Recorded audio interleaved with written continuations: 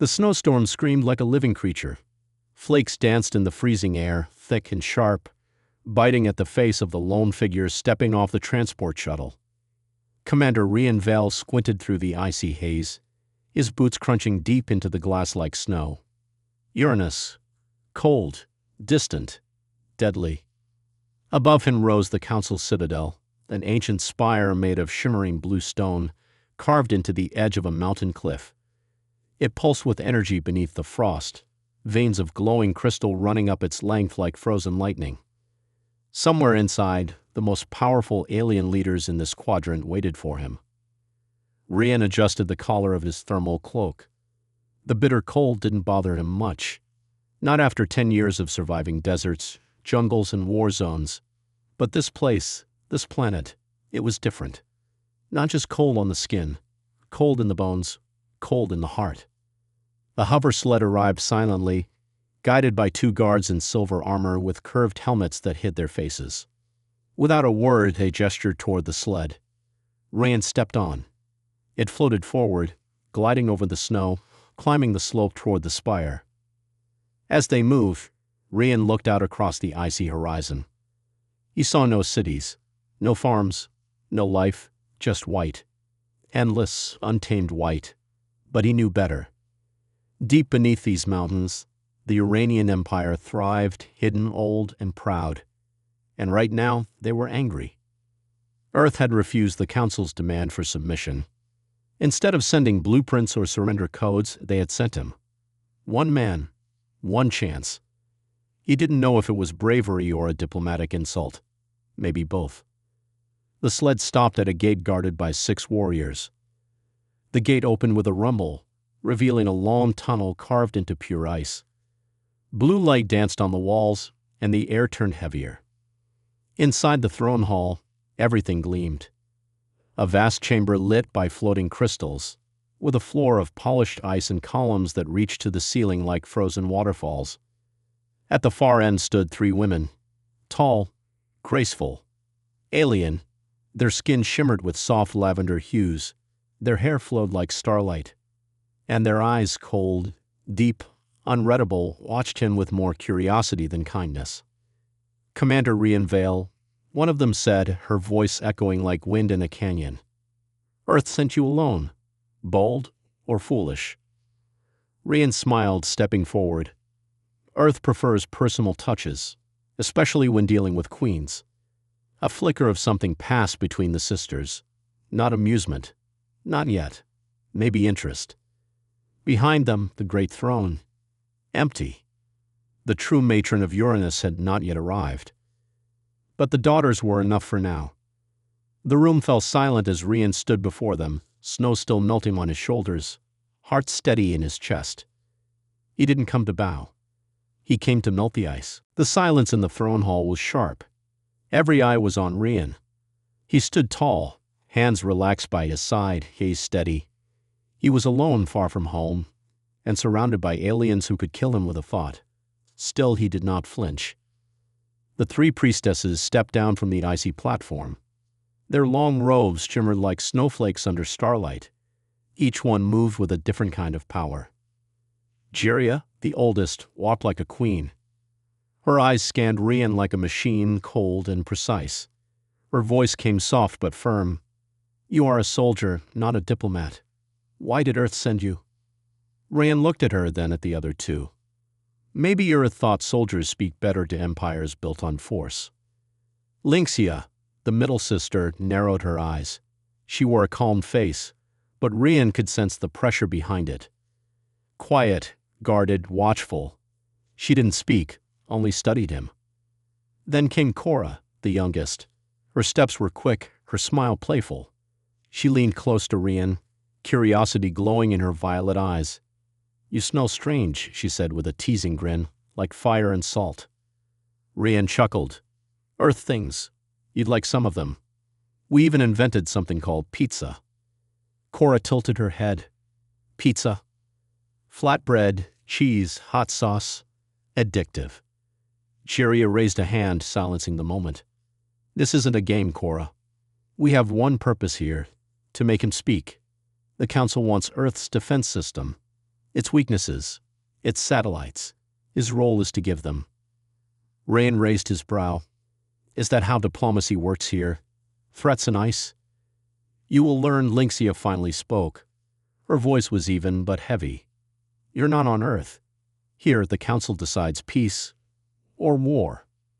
A new energy hummed in the air. Glowing sigils lit up on the walls. The crystal ceiling pulsed. The sisters stepped back, forming a triangle around Rian. It was not just a talk anymore. It was a test. Jiria's voice echoed through the hall. Show us your thoughts, Earthman. Suddenly, pain hit Rian's temples. A mental probe, like claws scraping at his memories. He staggered but stayed upright. He pictured oceans, laughter, his mother's voice, and then he pictured a wall. A strong mental wall, built from years of military discipline. The probe failed to push through. The crystals dimmed. The pressure vanished. Korra's eyes widened. He blocked it. Jiria frowned. Impossible. No human has done that. Rian wiped a drop of sweat from his brow. Maybe Earth isn't as soft as you think. Lynxia stared at him longer this time, not as an enemy, but as something else. Something unexpected. The doors behind them creaked open. Heavy footsteps echoed. The matron was coming. But already the daughters were not the same.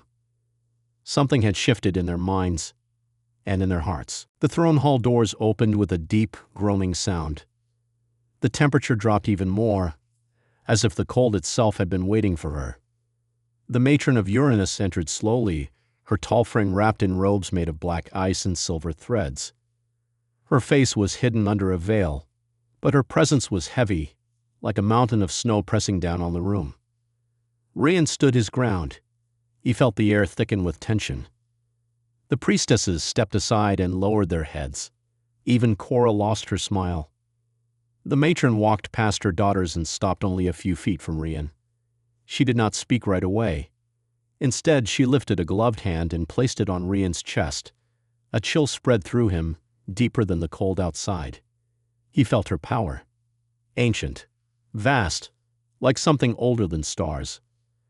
Earth sends one man, she finally said, her voice low and slow, to answer the call of empires. Is this courage or a joke? Rian didn't answer right away. He looked into the glowing eyes behind the veil. Maybe both, he said. But I'm here to talk peace, not surrender. A long silence followed. Then the matron turned. We will see how long your courage lasts. She left the hall. The doors closed behind her. The priestesses remained behind, quiet, until Korra let out a breath. She didn't crush you. That's something. Jiria turned sharply. Don't celebrate. This only begins now. Hours later, Rian was taken to the guest chambers, if they could be called that. The walls were made of thick ice. There were no windows, only a glowing orb floating in the center of the ceiling. The room was cold, but not deadly. Enough to keep him uncomfortable. A knock came. Before he could answer, the door slid open. It was Korra. She stepped inside, holding something steaming in a crystal cup. Snow root tea, she said, offering it. It helps with the cold. Rian accepted it with a nod. Thanks. She sat down on the edge of the bench. You're not like the others. Others. The ones who came before. Always scared. Always begging.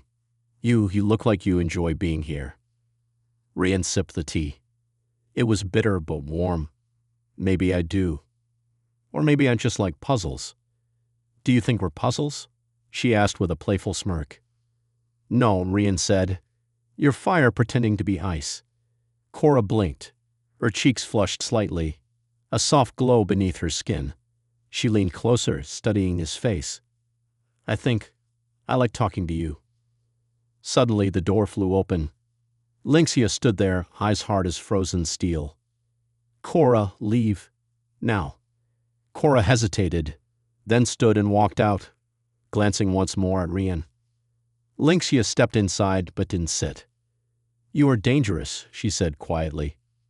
Rian set down the tea. Because I talk. Because you listen, she replied. Then she left, leaving Rian alone in the cold with the strange warmth of alien tea. And even stranger feelings growing in the dark. In the quiet hours before dawn, Rian moved through the narrow ice corridors beneath the council spire. The glow from crystal veins lit his path, casting gentle blue shadows on the walls. He followed Jiria's instructions. Meet her in the hidden chamber behind the Hall of Echoes. Jiria waited by a low archway carved from dark ice. Her lavender skin seemed to absorb the pale light, making her silhouette glow. She studied Rian with a calculating gaze. The halls were empty, the usual guards replaced by silence and distant drips of melting ice. You impressed us today, Jiria began, voice soft and steady. But this is not enough. My mother's hold on Uranus threatens more than just these mountains. She will crush anything that stands in her way.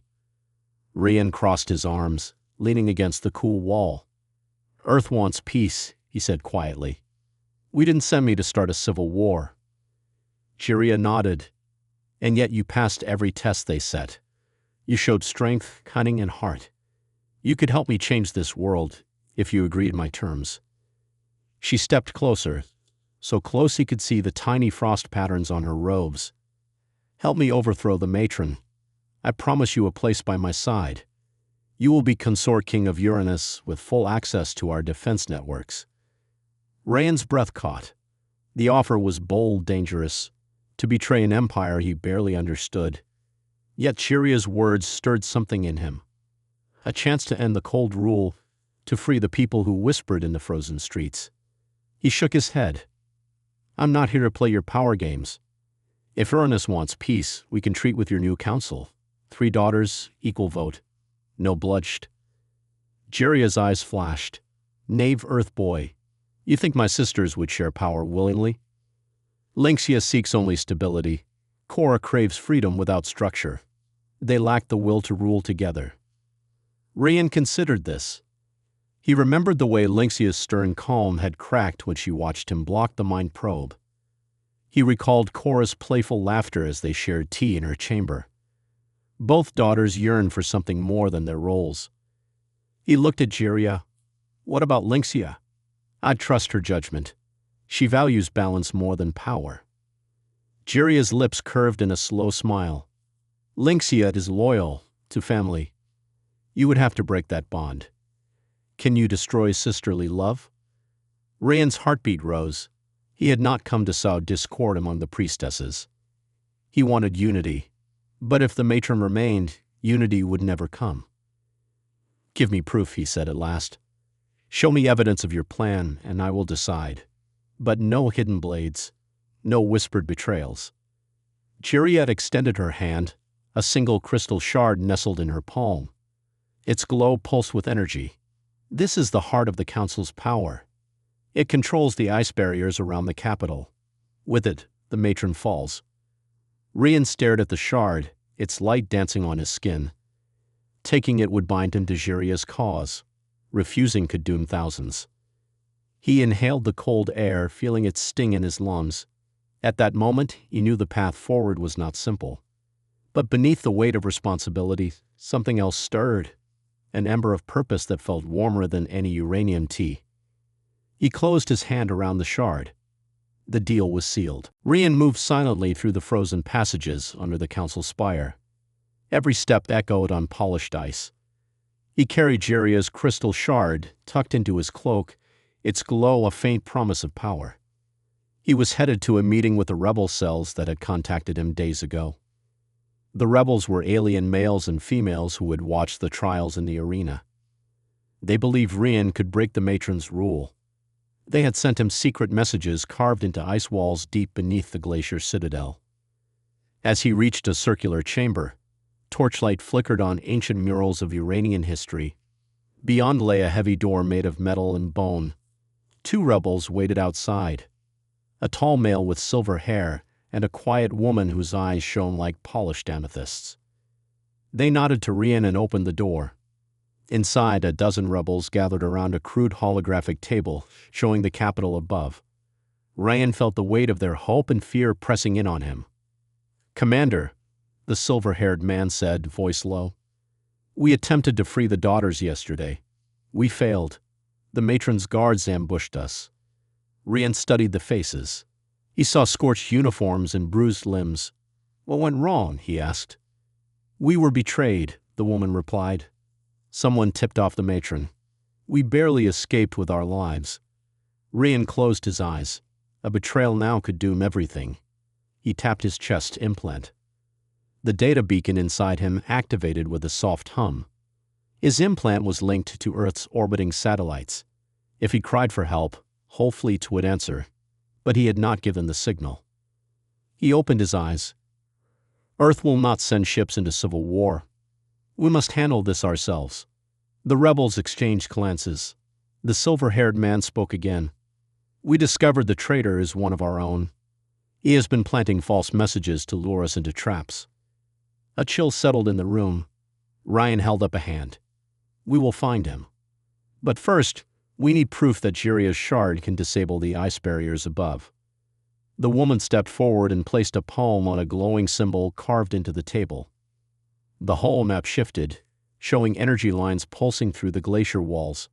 She traced a path to the shard's power source.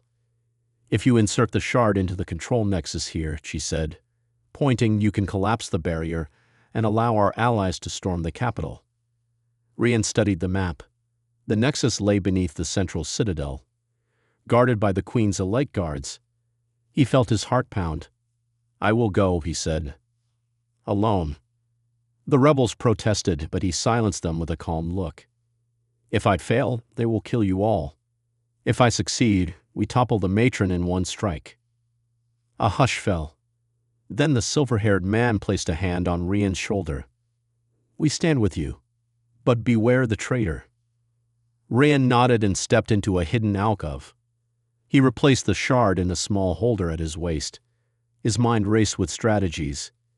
He would need to move quickly, avoid patrols, and reach the Nexus before dawn. As he turned to leave, he felt a faint vibration in his chest. The beacon had activated without his command. A holographic symbol appeared just above his implant, indicating a squadron was readying in orbit. Rian froze. Earth had broken its promise. Outside, snow rattled on the cavern roof. A storm was coming. And with it, choices that could burn the ice from these mountains or drown them in fire. In the heart of the glacier, a hidden cavern lay bathed in soft blue light. Ancient crystals jutted from the walls like silent witnesses. Ryan found Lynxia there, her back pressed against a crystalline pillar, arms wrapped around herself as if to hold in a storm. She did not turn when he approached. Her voice trembled. "You lied to me." Ryan paused, heart tight. He knelt beside her. "I kept Earth's true order's secret to protect you." She let out a shuddering breath. "Protect me? Or protect your world?" He reached for her hand. The contact sent warmth through both of them, melting a fraction of the cold that clung to her shoulders. Lynxia's eyes glistened. She looked at him with raw pain. "All my life I followed my mother's will. I never questioned her. Then you arrived, blocking probes, outsmarting guards, speaking of freedom. You showed me that being born into power does not mean we control our own fate." Ryan gently brushed a strand of hair from her face. "You control it now." She closed her eyes, tears tracing paths along her lavender skin. A single tear fell onto the ice, where it fractured into a million sparkles. Ryan leaned closer. "Lynxia, you don't have to be the obedient daughter anymore. You can choose." She opened her eyes and studied his face, his steady gaze, the soft curve of his lips. In that moment, something shifted. She stepped forward and pressed her forehead to his. Their breaths mingled. The cavern seemed to pulse with life as Lynxia wrapped her arms around Rian's neck. He held her close, feeling the steady beat of her heart against his chest. No words came, only the quiet drip of melted crystal and the soft hum of energy in the walls. Then Lynxia brushed her lips against his. It was gentle at first, curiosity meeting kindness. Ryan responded, tilting his head, deepening the kiss. Her hands explored the collar of his cloak, as if seeking to claim him. He guided her toward a smooth ledge of ice. Together, They sank down side by side. Ryan cradled her face, and Lincia's robe slipped to reveal pale shoulders that glowed under the crystal light. Their kiss grew urgent, two worlds colliding in a spark of warmth. Ryan's hands moved with reverence, tracing the lines of her collarbone. Lincia let out a soft sigh, as if releasing years of frozen fear. Time stretched and bent around them. In the secret cavern, they found something neither had anticipated: trust. But in the darkness beyond the crystal arch, a pair of eyes watched. A silent sentinel, loyal to the matron, had followed Lincia's light and discovered their embrace. The spy's breath caught in a whisper. A small alarm crystal flickered in her hand. Inside the cavern, Ryan and Lincia finally broke apart, foreheads resting together. Lincia whispered, "I never thought I could feel this alive." Ryan brushed his lips against her temple. "We fight together, and we live together." A distant click echoed as the spy activated the alarm. Red light flickered on the cavern walls. Lincia pulled back, panic in her eyes. "Ryan." Before he could answer, the crystal door slammed shut behind them, and the sound of marching guards filled the chamber. Outside, the matron's decree rang clear. War had begun. The heavy gates of the council spire rattled as Ryan was dragged into a dim cell carved from black ice. His hands were bound with energy cups that burned with cold. He stumbled, but kept his balance, the defiant spark in his eyes refusing to fade. Outside, the air trembled with unrest. Word had spread of Lincia's betrayal and Cora's secret rebellion. The daughter's bond to the matron lay in tatters. The Intergalactic Council, unprepared for civil revolt, teetered on the edge of collapse. Inside his cell, Ryan pressed his back against the wall. The glow of his chest implant pulsed faintly, a silent signal that Earth's fleet still hovered in orbit. He closed his eyes, gathering strength against the chill. Suddenly, the cell door hissed open. Cora slipped inside, her silver hair loose and her violet robes torn at the hem. Her eyes glowed with urgency and relief. "Ryan, we have little time," she whispered, moving swiftly to his side. She held out a small device shaped like a crystal shard. "This disrupts the energy cuffs for a few moments." Ryan nodded and pressed the device against his bindings. They sparked, then clicked open. He flexed his wrists, grateful for Cora's daring. "How many guards?" he asked quietly. "Too many," Cora said, biting her lip.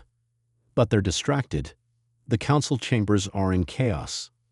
My sisters confronted the matron at dawn. They seized control of her guard." Ryan pushed himself up. "Lincia?" "She's with Juria, rallying rebels outside the spire." Cora's voice trembled with hope. "They're leading an army of freed citizens toward the gates." Ryan offered his arm. Cora took it, and together they slipped from the cell into a narrow corridor. Torches of blue flame lined the walls, casting fractured shadows. Every footstep echoed, but the chaos above drowned out their passage. At the end of the corridor, they found a spiral staircase. Cora pointed upward. "The council chamber is 2 levels above.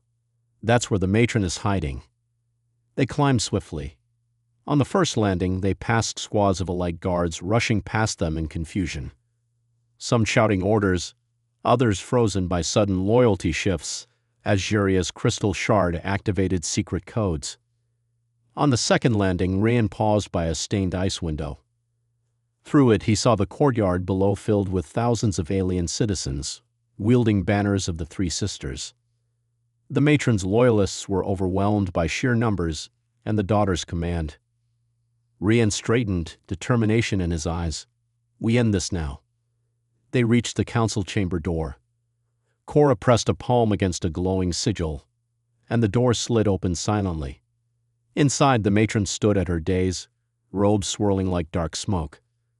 Her voice boomed with fury. "You dare defy me?" Juria and Lincia stepped forward, flanking Ryan and Cora. Juria held the crystal shard high. Its light banished the shadows in the room. "Mother, your reign ends today." The matron raised a scepter of ice, but Ryan advanced, voice steady. "It's over. Your people choose freedom." With a flash, Juria pressed the shard into the dais.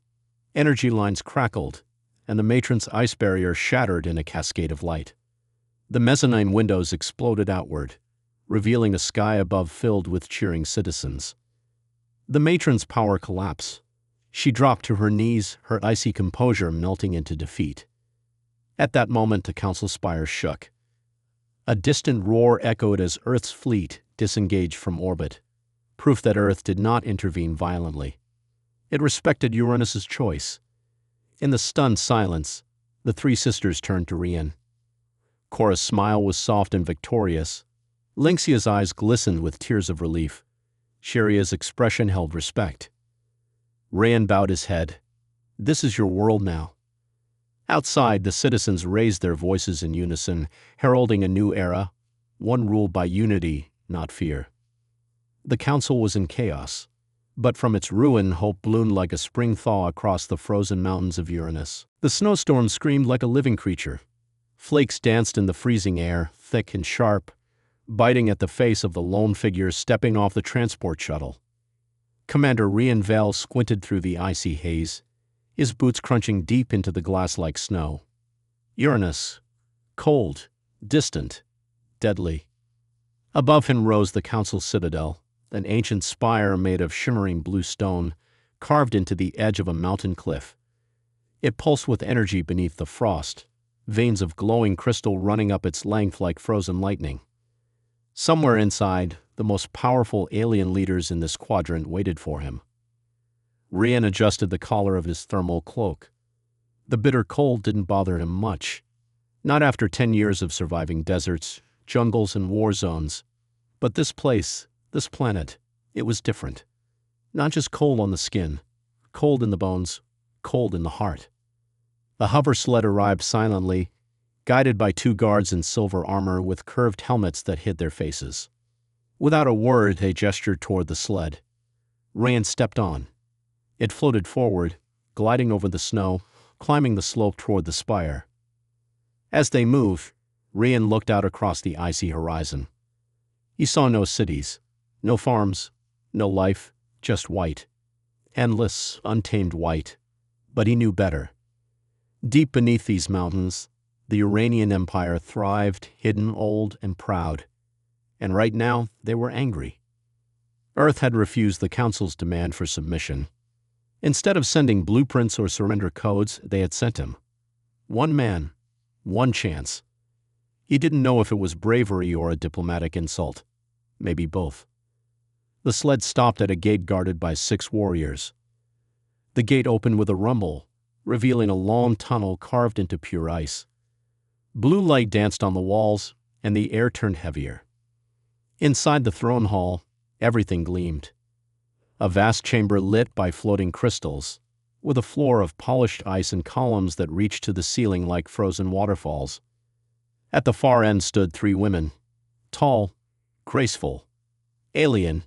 Their skin shimmered with soft lavender hues, their hair flowed like starlight, and their eyes, cold, deep, unreadable, watched him with more curiosity than kindness. "Commander Rian Vale," one of them said, her voice echoing like wind in a canyon. "Earth sent you alone. Bold or foolish?" Rian smiled, stepping forward. Earth prefers personal touches, especially when dealing with queens. A flicker of something passed between the sisters. Not amusement. Not yet. Maybe interest. Behind them, the great throne. Empty. The true matron of Uranus had not yet arrived. But the daughters were enough for now. The room fell silent as Rian stood before them, snow still melting on his shoulders, heart steady in his chest. He didn't come to bow. He came to melt the ice.